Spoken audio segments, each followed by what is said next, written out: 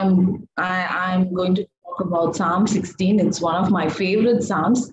It's a Psalm of David. Generally, the Psalms, if you see, are called a Psalm of David, a Psalm of Asaph. But this Psalm, if you say, it says it's Miktam of David. And Miktam is probably a literary or musical term. And if we give a search, there are 6 times that this word occurs in the Psalms, and most of these songs were sung during a crisis, like David was pursued by Saul, or enemies surrounded his house, and things like that. But this psalm, even though it starts with a prayer for protection, is a psalm of faith, a psalm of trust. It has a very joyous tone. Many psalms of David actually he cries out to God. He's talking about his enemies and things like that. But this psalm, even though it's a psalm of crisis, it doesn't talk about the crisis at all. It just talks about no God, David asking for protection, but most of it is how his proclamation of what God is to him, and how he is responding. And it's a very joyous tone attached to this psalm. And I really love this psalm. It's one of my favorite psalms. And so we would be just going through this psalm. It has 11 verses. So we'll just go through these verses and then see what we can learn from this beautiful depiction of David's trust and faith in God.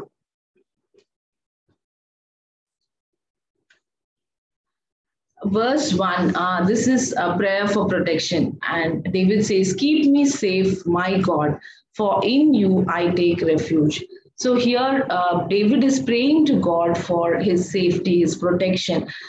We do not know, as we all know, we don't know what is the exact situation he was in right at this point, but we all know that David had many enemies from the young age, from the time he was anointed. He was pursued, and he was had always a perilous situation in his life, that even after he became a king also he had many enemies, and then even his sons hunted him down. It was a very difficult time that David had, but he always trusted God, and his prayer was to God alone, and he was saying, "Lord, keep me safe, my God." If you see the word "my," it clearly shows how much personal relationship that David had with God. And we all know that in his life, God was his strength, God was his fortress. And in spite of what all was going around him, he always held on to God and God alone. And that shows this personal and intimate relationship that he had with God when he says, "My God." So it's like a possession, like how we say "my pen, my book, my no bag," or something like that. He says "my God," and he says, "Keep me safe, my God, for in you I take refuge." Why you should keep me safe? It's because I take refuge in you, because I trust in you. Refuge means seeking for God, safety or shelter. So here David is not seeking shelter or safety from somebody else, from his another psalm of David says, "Some trust in horses, some trust in chariots, but I trust in the name of the Lord."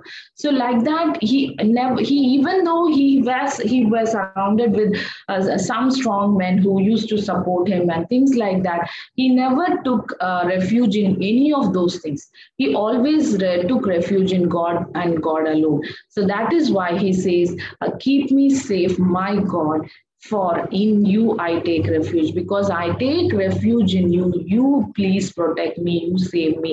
And we all know that in many, many situations of David's life, God protected him, and God preserved his life. In spite of all what he was going through, God preserved his life. And David died a natural death. Many times people had tried to kill him, but he died, and he lived up to old age, and he died in a natural way, and people mourned for him. So it was a glorious life that he led. In spite of all that he had to go through in his life, he always held on to God as his fortress and refuge, and God did keep David safe. So we know that God did listen to this prayer, and he kept David safe. So this is the only verse that talks about protection and safety and cry for safety. Then after that, if we see, it's more of a joyous declaration of God. So verse 2, David says, I say to the Lord, you are my Lord. Apart from you, I have no good thing. So David is telling God, God, you are my Lord. So you are not only my God, you are my Lord. Lordship, that means that David has given all the authority in his life, whatever is there in his life, everything he has given to God. God is his master. He is the one who rules over David. So that is why he's able to say, Lord, you are my Lord. You are my master. You control my life. You rule my life. All authority on me is completely yours. And also he says, apart from you, I have no good thing. So David also knew his own wretchedness, his own sinfulness, and that even though he had, if we can see that God himself told that he was a man after God's own heart, and he had a very kind heart. Even his enemies, he never used to, misuse them. He used to bless them and even pray for them. So he had a kind heart, but still David knew that nothing of his goodness of it was of any use, because he was a wretched man, he was a sinner, and he also knew that it was God and God alone who would impart goodness in him. So that is why he says, apart from you, I have no good thing. So he knew that apart from God, there was nothing good in him. All his good qualities, good nature, good attitudes, his strength, his talents, all those things were nothing. And he knew that apart from God, he himself was nothing. Look at the humility of this man who knew that God was the ruler over his life. God was in complete control of his life. He had surrendered his life to God. And he also says that apart from God, I am nothing. I am not good for any way, anything good. He himself sometimes calls himself a worm. So he knew his lowliest state, how from nothing God made him a king, and how God chose him, and how God anointed him, and how God led him. So he always had that humility all his life. And he knew that apart from God, he was nothing. And so there's something beautiful in David's life. In verse 3, he says, I say of the holy people who are in the Lord land, they are the noble ones in whom is all my delight. So David was a man of God, and he also felt very encouraged by the people of God, the children of God. So he always cherished them, and he delighted in them. And because these were people who also follow God and love God, just like how David followed and loved God. These were people, the holy ones. That's why he calls them the holy people, the noble ones. So these people were a delight to to David. So he always delighted in the people of God. And then verse 4, he talks about other gods. So David says, those who run after other gods will suffer more and more. I will not pour out libations of blood to such gods or take up their names on my lips. So he's talking about other gods and people who run after other gods. So he's telling about the futility of trusting in other gods. That is, those who seek after other gods will not get any relief, because those gods are not gods at all. God, the Lord, Jehovah is the only God. And he is the only one who will listen to prayers, and who will give the escape, who will protect, who will save, not any other god. So the people, when they run behind other gods, David says that they will only suffer more and more. they will only add to their suffering. They would not get any relief because they are running after other gods. But for me, David is saying that I will not offer sacrifices to such gods. So that's why he says, I will not pour out libations of blood to such gods. So these are like the pagan practices in those days where people used to libation basically is a drink offering which is poured out as an offering on a deity. So even now we can see where people pour out different liquids on the idols of gods. It's a way of appeasing the gods. So David says, I will not do any of those practices. I will not do anything to please any of the other gods, the so-called gods. And he says, I won't even utter their names. I would not take up their names on my lips. So he's like completely, he will not practice any of these other ways to appease other gods. He would see God and worship him alone. He would not even utter the names of other gods. He would not no practice any of the other pagan practices. So that's what he says.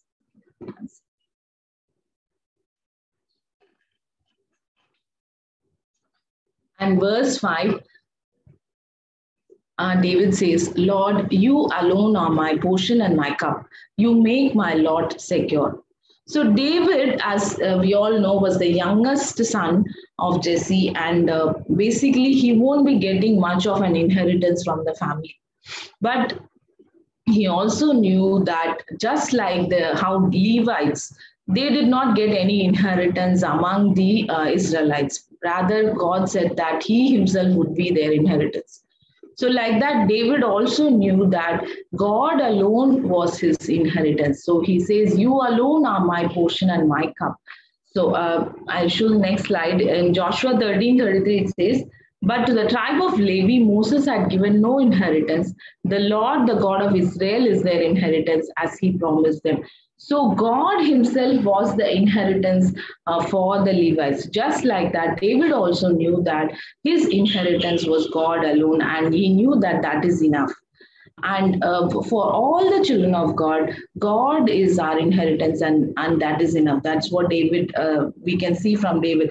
So he says, you alone are my portion and my cup. We don't need any other inheritance, any other properties, any other positions, roles, this, that. Rather, God himself being our inheritance, God himself being our portion and our cup is our greatest joy. So that is why David, even though he had the position he was a king of Israel and he had big authoritative roles. He never considered any of them big. He always knew that God was his inheritance, God was his portion, and God was his cup, and that was enough for David. So that, and he also knew that it was God who would preserve that lot, whatever had been reserved for David, that whatever is there, that also only God could secure, God could preserve, not him.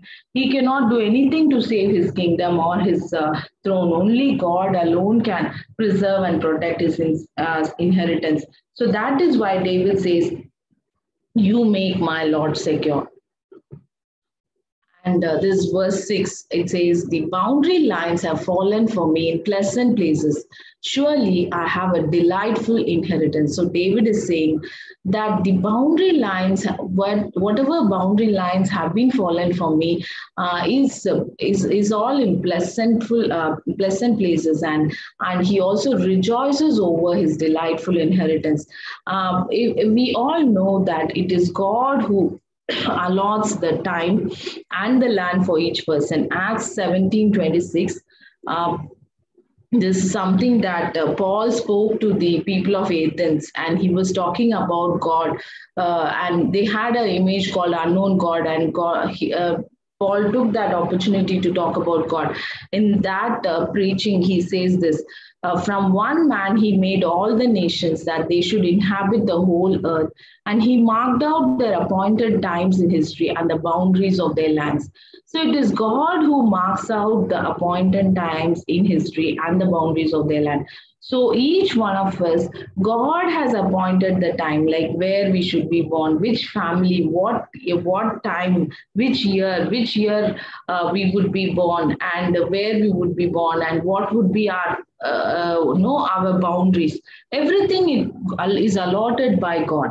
So that David knew very well, and that is why he says that whatever boundary lines have fallen for me, as David, as King David, or as David is it's in pleasant places. Like he's happy with God, what God has allotted him.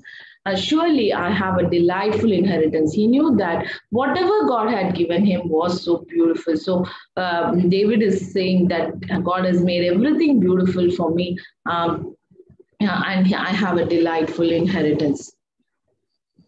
And verse 7, David says, I will praise the Lord who counsels me. Even at night, my heart instructs me. So David is saying that I will praise God. I will praise God because he is the one who counsels me. He is the one who tells me what to do, what not to do, how to go, how to do things.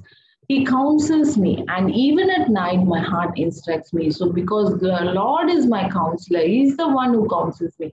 He's the one who instructs me, even in night, whenever I'm sleeping, also.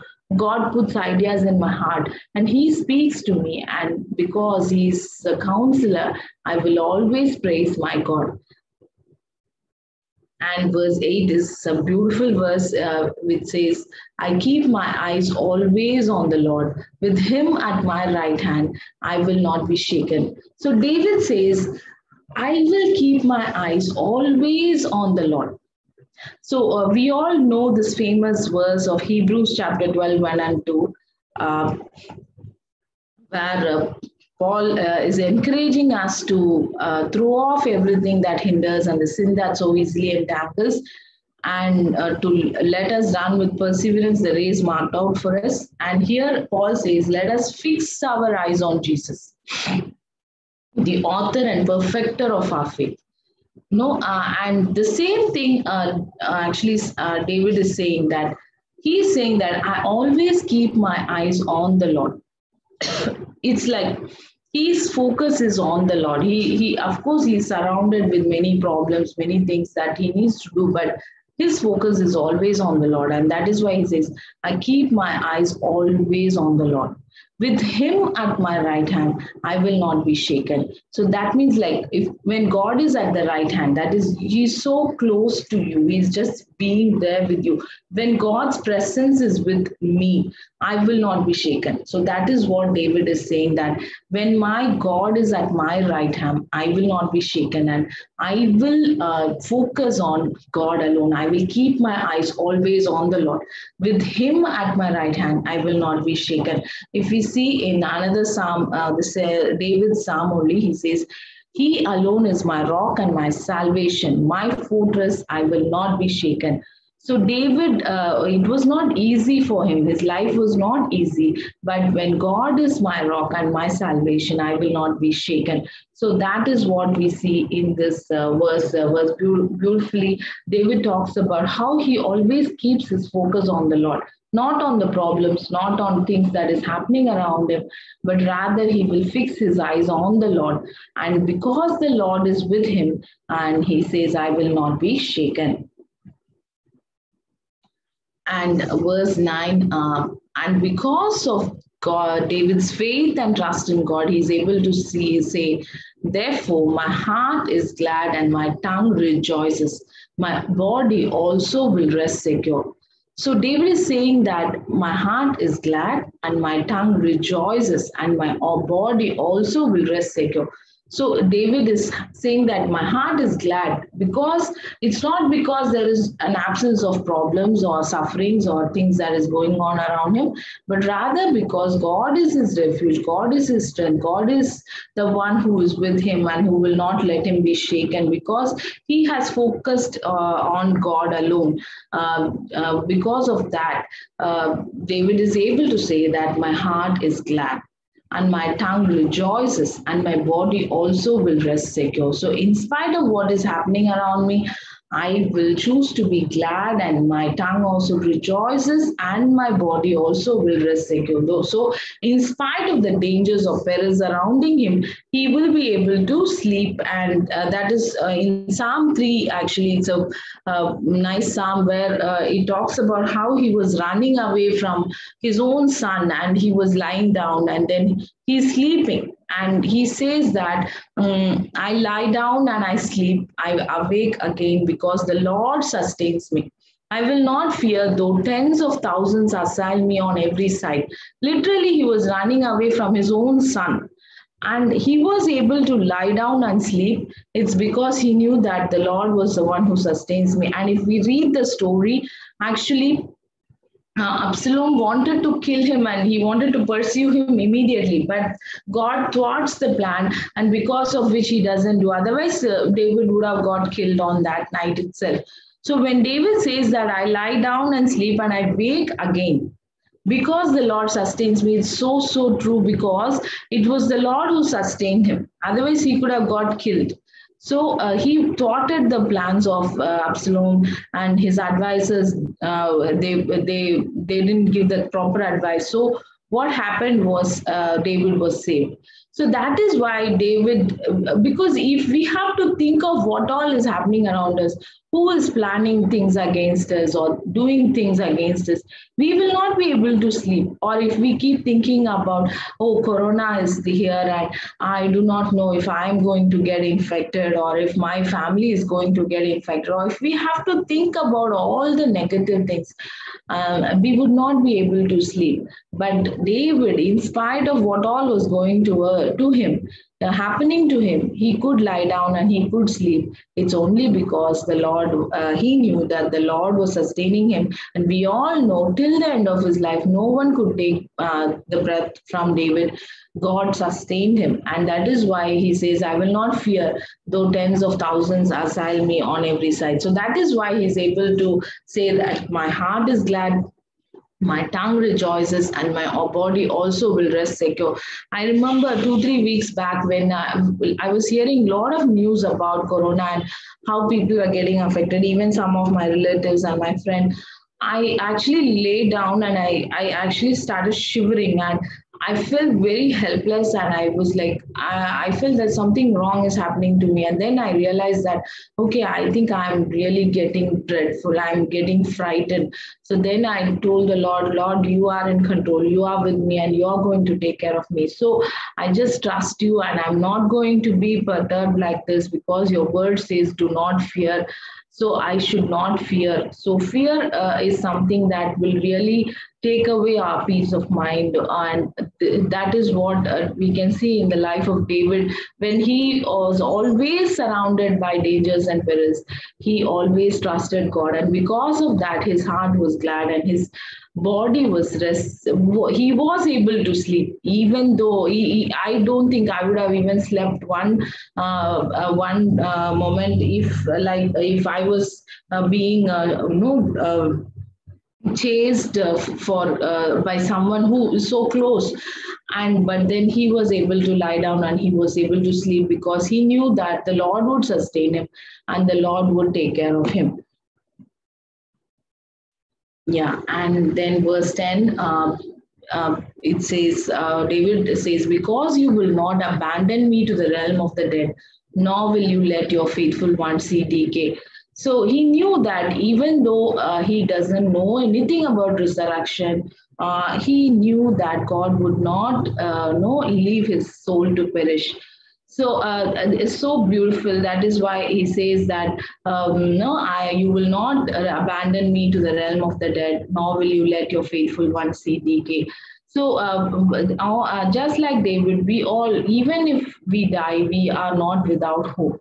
We will be with the Lord. We have the assurance that we would live with God eternally. So David knew that at that time itself. He knew that he would not be left without hope. So we see for the children of God, absence from the body is presence with the Lord. So if we see in 2 Corinthians 5, 6, and 8, Paul says, so we are always confident knowing that while we are at home in the body, we are absent from the Lord.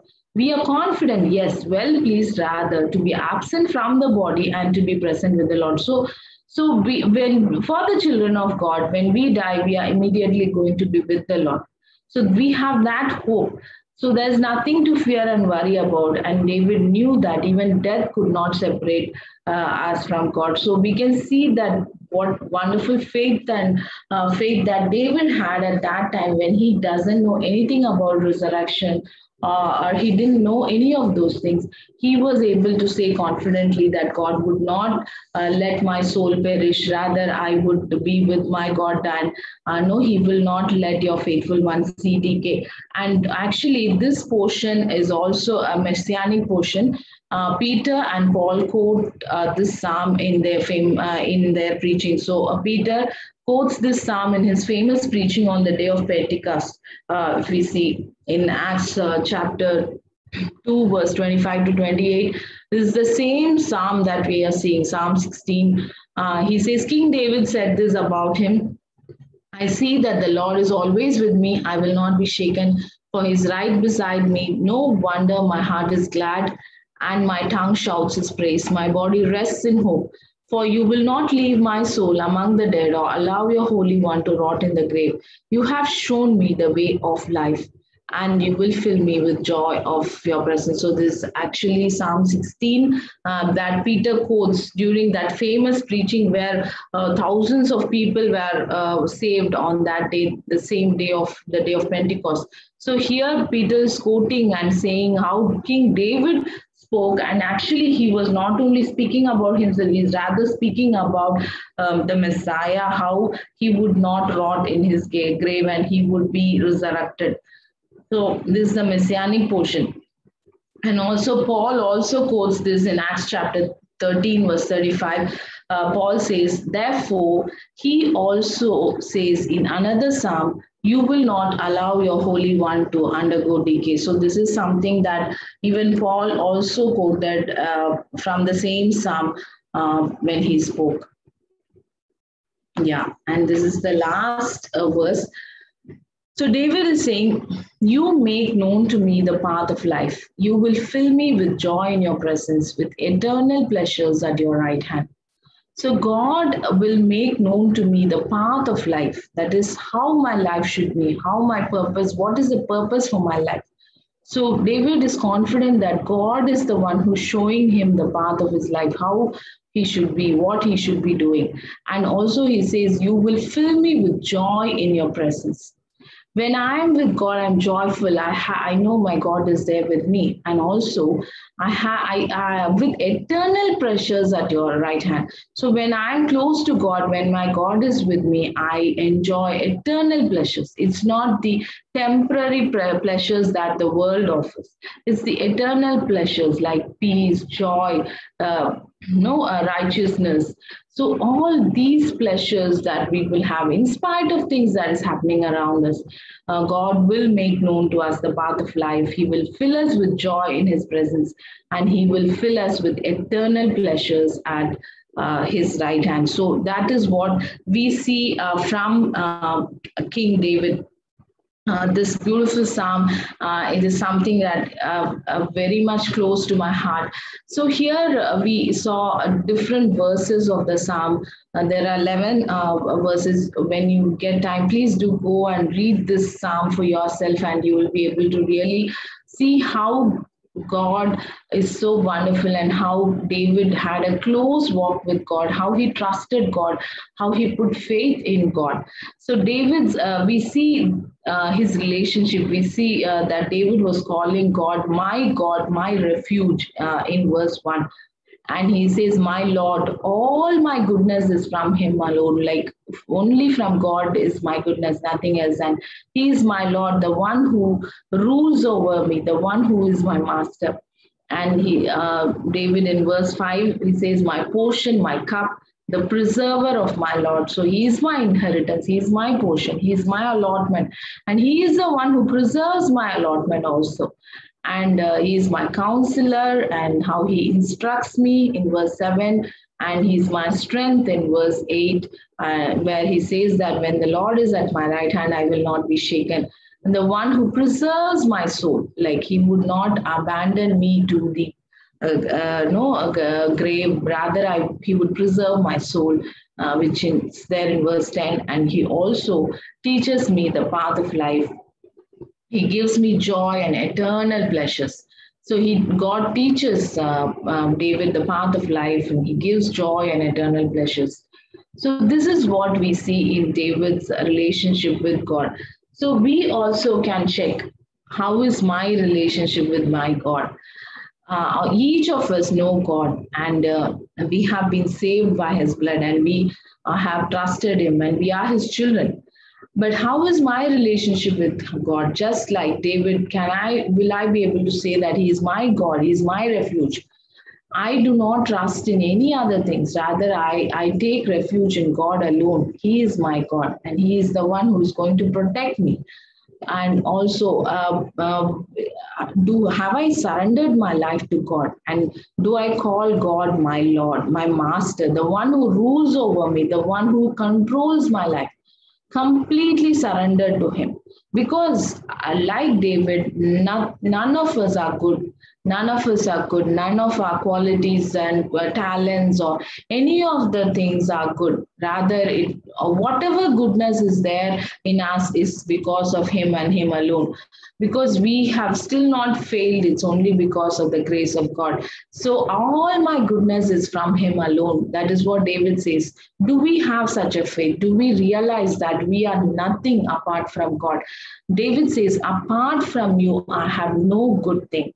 Is that what each of us feel? Or we feel that we are someone good, we are great, we are this, we are that? No, we are not. We are not good at all apart from our Lord. And it is the best way to live is to be able to surrender our lives to God and call him the Lord.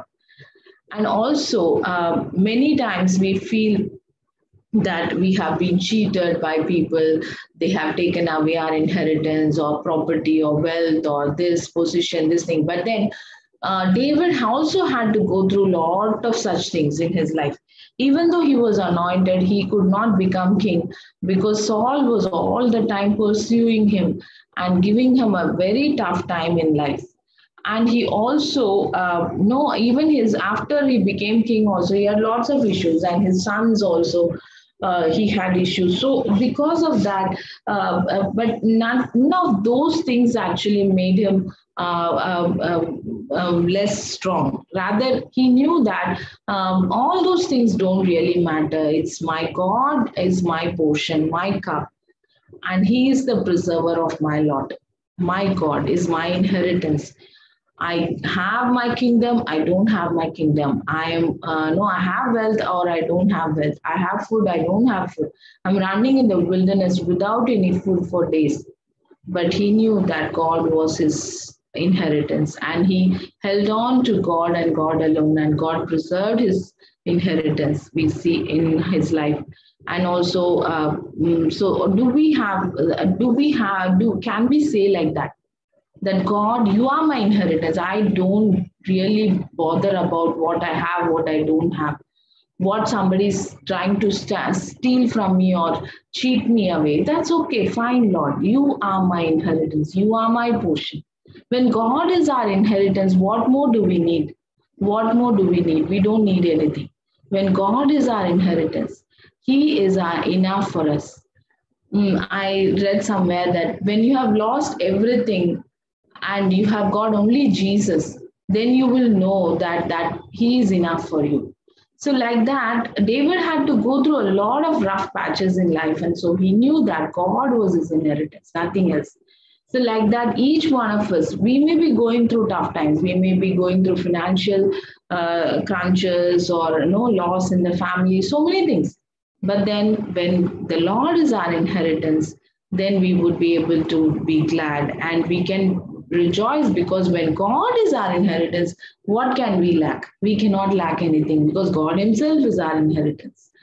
And also how we saw how David knew that God was the one who counsels him, who strengthens him, and he used to hold on to him. So like that, our God is a God who will counsel us, who will strengthen us. When God is with us, who can be against us? When God is at our right hand, we will not be shaken. So, do we have such confidence like David? Do we know that? Why should we run for counsel from people to people, pole to pole? No, not required. Our God is our counselor. The Lord will counsel. Even when I'm asleep, when I'm sleeping, God can speak to me, instruct me. We have a God who is alive, who doesn't sleep, who doesn't slumber. He's there with us. If we have any question, any doubts, any fears, we can always approach him and he will counsel us. He will give us the strength. He will not let us be shaken. So, do we have such confidence in our God? And also the one who preserves my soul. Yes, in these corona times, we all fear for our death, also like death for ourselves or our loved ones. But one thing we can be sure is that nobody can take away our breath unless and until God allows. And even if we die, we will be immediately with the Lord. We are not going to be separated from the Lord. Even death cannot separate us from the Lord, because we have been eternally united to our God and we will live forever with him. So we need not fear death. Rather, we can bring hope to the people around us and share them about God and God's love and give them this hope of salvation. No, rather than dying without hope, there is hope in God, and he is a God who can give joy and hope to anybody in this world. And also, he is the one who teaches the path of life. He gives joy and eternal pleasures. So, many of us have questions about how we should do things, what we should do, how we should go about. But God is the one who teaches us the way of life, how we should go, what we should do. And there is fullness of joy in his presence. When God is with us, there is joy. That joy nobody can steal from us. That is what David is talking about. He says, he gives me joy in his presence. So when God is with me, I am joyful, not at all bothered about what is happening around me. Rather, I have the joy of the Lord. The joy of the Lord is our strength. If the joy departs, then we become fearful and we get agitated. Rather, when we know that the Lord is in control, the Lord is always seated on the throne, the Lord is watching over us, and then he is at our right hand. He is the one who is teaching us the path of life. Nothing can happen in our lives just like that by an accident. No, he knows, he allows things to happen. And when he has allowed certain situations, he will give us the strength. So we don't have to be perturbed. We can be joyful. And because he gives us the joy in spite of the situation. I remember when I was young, I was a new believer. And suddenly one day, my uncle passed away in an accident. And actually, I had not seen death for quite a long time, because only my grandparents had passed away, and that was when I was very small. So after that, I had not seen any young person die, but this was my own uncle, and he was at that time only 60, like he just retired and he had no health issues. It was like a sudden accident and he passed away. And I had to see that death, and I was a new believer, just 2 3 years in the Lord. And I also wept, because it's a morning, and I also wept, and all of us were crying. And at that time also people were talking about, what is this, God is done like this and things like that. But somehow I could not question God at all at that time. Even at that time, I had the peace of God. I still remember those days. I was just young and I knew that, okay, whatever has happened, it is for the good. And I could take it, and I was at peace with God. And I did not doubt God at all at that time. So that is what is our, when we have the relationship with God, we have hope. We know that, okay, even when sad things happen, when we go through suffering, it's not that God is going to stand aloof and just look at us and laugh at us. Rather, he would just come, he would hug us, he would comfort us, and he would actually hold us, and he would comfort, and he would be there with us. And that is our God. So it's so beautiful when you know who God is. When you know who God is, you will not be able to question him at all, because he is love and he has only love for each one of us. So, and he also gives us eternal pleasures. Nobody can take away this joy, the peace, this happiness, this no the uh, uh, these eternal things which fills your heart. Nobody will be able to take it away, because it is the Lord who gives us the eternal pleasures. When we stay close to God, we see that verse. It says, with eternal pleasures at your right hand. So when I stay close to God, I will not be able to experience the eternal pleasures if I am not staying close to the Lord. But when I am staying close to the Lord, I will be able to enjoy the eternal pleasures. I would not be perturbed by what is happening around me. The joy would be there in my life, and I would be able to enjoy the eternal pleasures at the right hand of God. So yeah, so that is what we see, and we can learn from the David's relationship with God. David, if you have to study his character, he is such a huge stalwart, and you can just go on studying and studying about his life and his faith, and that is why God said he is a man after God, my own heart, because he would do whatever I want him to do. He had that wonderful relationship with God. God was his refuge and God was the Lord of his life. He was his inheritance. He was the one who counseled him. He was the one who strengthened him. He was the one who always took care of him, guided him. And so David could always enjoy God's presence, enjoy the peace of God, and he could always feel the presence of God in his life, in spite of what was happening. And so that is why we can also see the response that David has. Like, he always sought refuge in God alone, and we also see that is a direct thing. Like, when we love God, we would love his people also. It's a immediate. When we have a love for God, love for people will naturally flow, because when we love God, who is love himself, he is the one who gives that love to each one of us. So we would be able to love others. So we would be actually delighting in God's children, God's people. So that is what we see in David's life. And he will not offer sacrifices to other gods. So in this case, in our life, other gods is not the pagan gods that we see around us. Many times it may be anything that replaces our God. If we have our confidence in our career or marriage or family or background or property or bank balance, then what happens is we will be offering to that God only. Like, we will be trying to spend more and more time to appease the career God, the no the whatever roles we have, or the families. We would be trying to please our own families only. We would be trying to take pride in our own properties or the bank balance, or whatever we have, which is taking our attention and purpose from God, are all gods.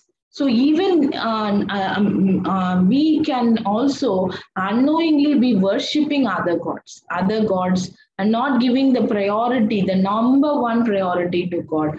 Instead, we would be offering sacrifices to even people. We may consider them much more important than God himself. We may not be listening to God, rather we'd be worshipping these people also. So, and they could control us. So that is really not right. That is something that we can see in David's life. Nobody could control him, only God and God alone. He was not afraid of people. He was not afraid of the big authorities. Even Goliath, the giant, could not actually make him afraid, because his focus was always on God, and he knew that God is the God and nobody else will get my attention. I will not offer sacrifice to other gods or even utter their names. I would not even try to please them. That is what was David's response. So, like that, even in our lives, let God be our number one priority and nobody else. All other, everything else is not God. No, we will not appease anybody else. It is God and God alone, and we would serve God alone. So that is what should be our motive in each one of our lives. And also, We may get things, we may not get things, but we can always be delightful in what God has allotted for each one of us, because God loves us.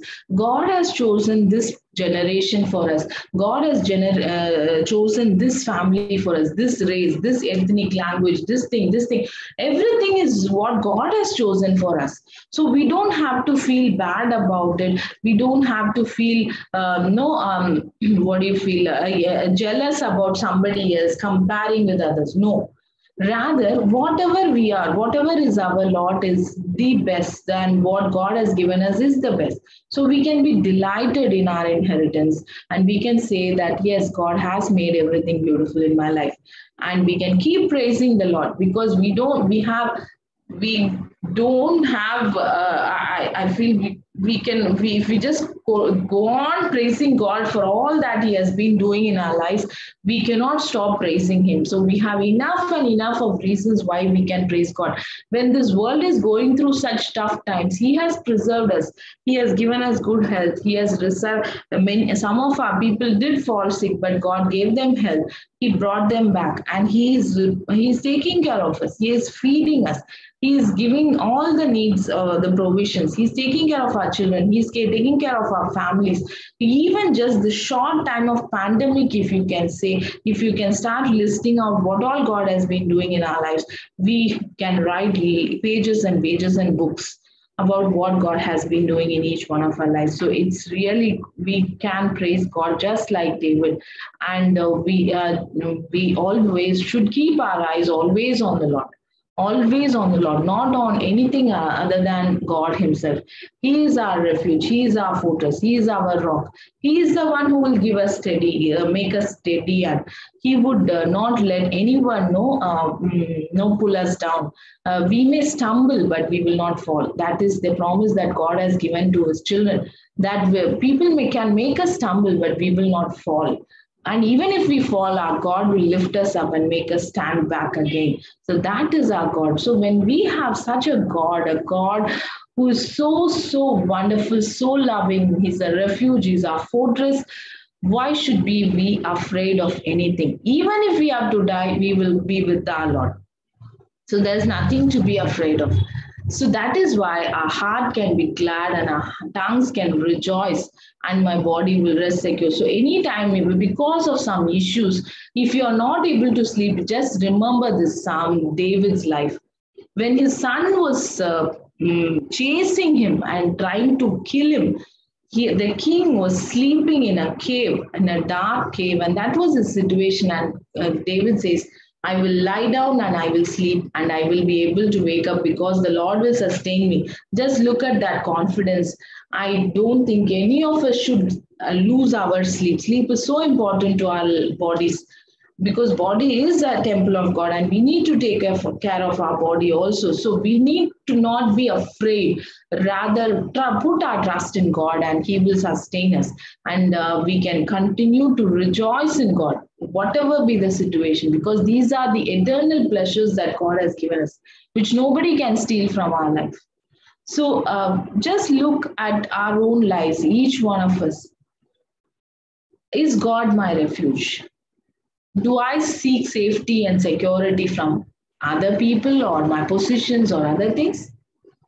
If so, we will not be satisfied. That is what David is very clear. He says, those who sacrifice to other people will suffer more and more. Those who run after other gods will suffer more and more.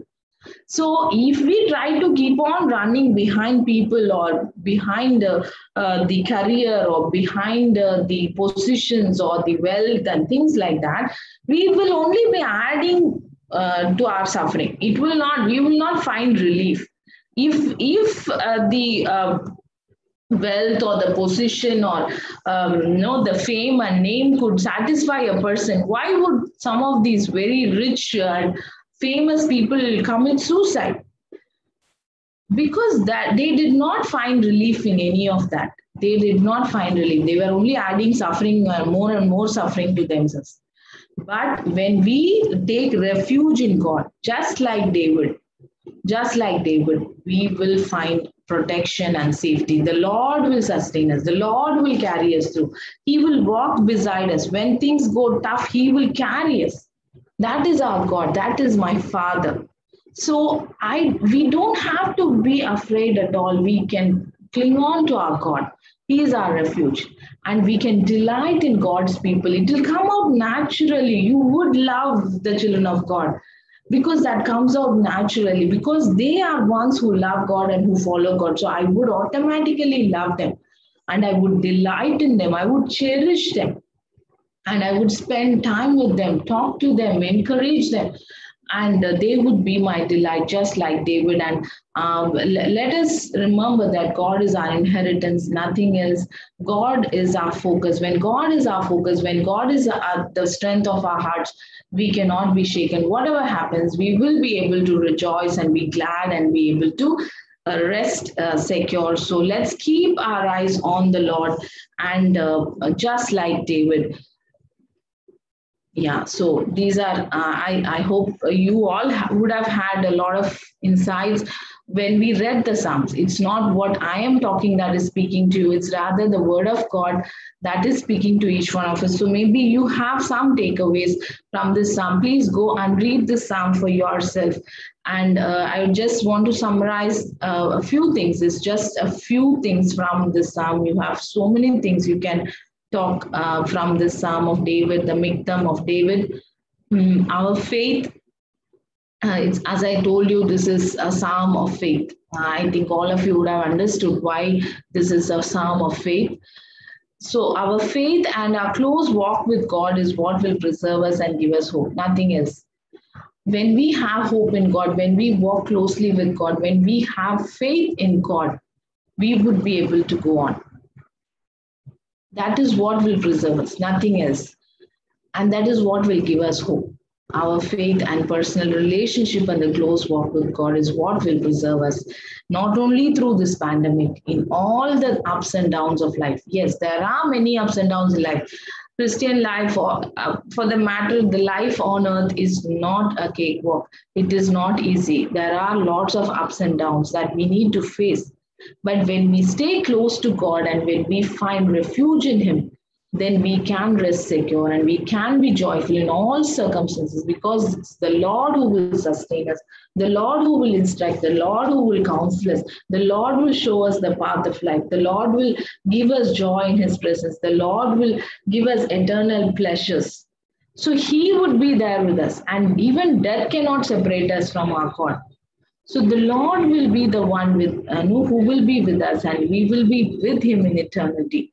So just like David, let's just look at our own lives, each one of us. Let's look at our own lives. Is God my refuge? Is He my Lord? Do I take refuge in Him? Do I consider Him as my inheritance? Or do I find strength in other gods? Am I running behind other things in life, which will not ultimately satisfy me at all? Rather, it is my trust in God, it's my faith in God. When my God is at my right hand, I will not be shaken. He is our refuge, He is our strength. So let each one of us examine our own lives and see where we are and where God is in our lives. And just like David, it's our prayer and wish that each one of us would be able to say, like David, that Lord, You alone are my portion and my cup. You make my Lord secure. The boundary lines have fallen for me in pleasant places. Surely I have a delightful inheritance. Amen. Let us pray. Lord, thank You, Lord, for this time, O Master. Thank You, Lord, for